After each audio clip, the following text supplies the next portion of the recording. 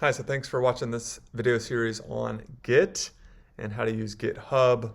In our last video, we created a branch called update homepage, and now we want to start to merge this code into our downstream branches of development and eventually main.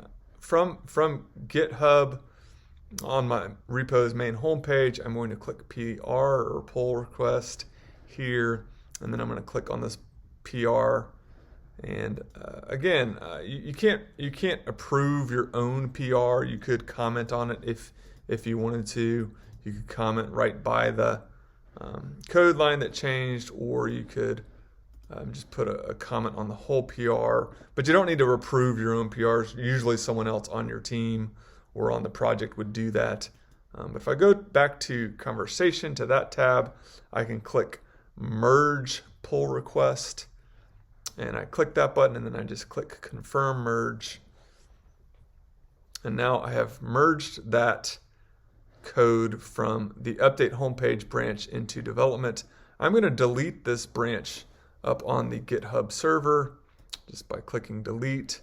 And then now that branch doesn't exist on the server anymore. And if I say git status here, there's no changes in this branch. Now the branch still exists locally, but it doesn't exist up on the server. So if I did try to push this branch, I'd have to, again, tell the server, what upstream branch to push it up to. But for the purpose of this video, I'm going to say git checkout, and then say development. And then I'm going to say git pull. And what it did is it pulled down from the server that change that had been just in the update homepage branch of my local Git repository. And now it's in my local development branch. So if I come back over here, we do see this file exists here in development. Now if I say git checkout main, now all of a sudden, remember, there's no other files in main other than the readme file. So those files will disappear, but all is not lost. These files still exist in the development branch. So I say git checkout. And once I'm back on this branch, we see the git ignore file and the index.html file come back. So what have we done? We have merged this pull request, which is the same thing as a branch, but it's just a way to put code together in a change set or in a chunk where you can merge it and have other people on your team review it. And we've merged that into our development branch. So I want to do one more thing on this video here. I'm going to just go to the root test repo. I'm on the main branch. If I switch to development, I see these other files, but on the main branch, I want to edit this repo, or excuse me, this.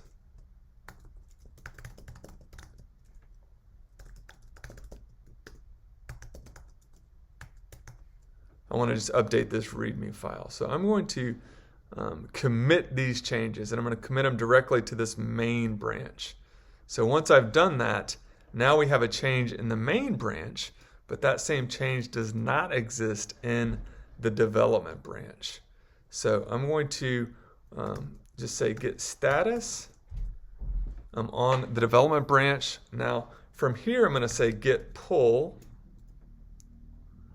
Okay, and it pulled a change here from the main branch. If I say git merge main, when I'm in the development branch, what that does is it pulls code from the main branch, any changes from the main branch, and it pulls them into your current branch, which in this case is the development branch. So I'm going to say git merge main. Now in this case, the change is up on the server, but I have not pulled it down to the client yet. So I'm going to say git checkout main.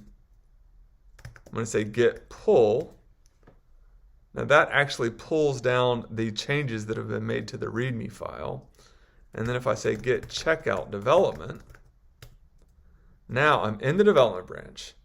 I have a change in the main branch, and I want to say git merge main. And so what that does is it pulls any changes that it's in the main branch, it pulls them up into the development branch.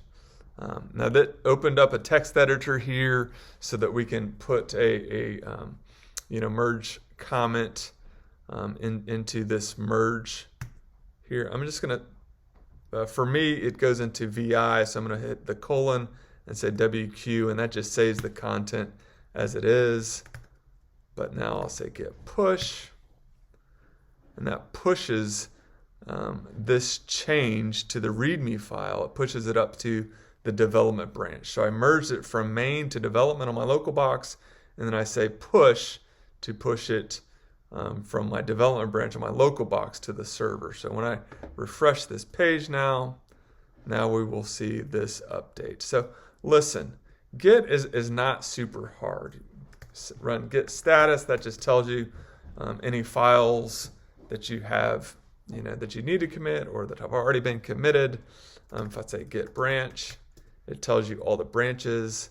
If you want to create a new branch, you say git branch, new name here, and that will create that new branch. I hit Control C to kill that command. I didn't really want to run it, but then you can say git checkout, and you do that for any of your branches. Checkout main, git checkout, update homepage, and that just moves you around. Git status, git branch. That just moves you around your different branches. So different developers will be creating different branches all the time. They'll create PRs. Those PRs will be reviewed, and then after they're reviewed, if they're approved, you can merge them into the development branch. And then from the development branch, you want to merge things up to main, and main should always be the latest version of your production code. Every now and then a change will be made in some upstream branch like development or main, and you want to merge it from that branch into your branch. So let's see, we could say git merge development here, and that just gets this last change that we had been moving downstream. It gets it into this downstream branch of update homepage. But anyways, Git's not super hard to use. You'll use it a lot as you go through all the videos here on nimblelabs.com's video series. But I hope this starts to give you just a really simple, quick, visceral feel for how to use Git branches, how to merge branches, and I can't wait to get some feedback on these videos, and then also try to keep making them better, so this is super, super easy for you. The goal of Nimble Labs is to make it easier for you to learn how to be a great software developer. So thanks so much for watching, and hit me with questions or comments. See ya.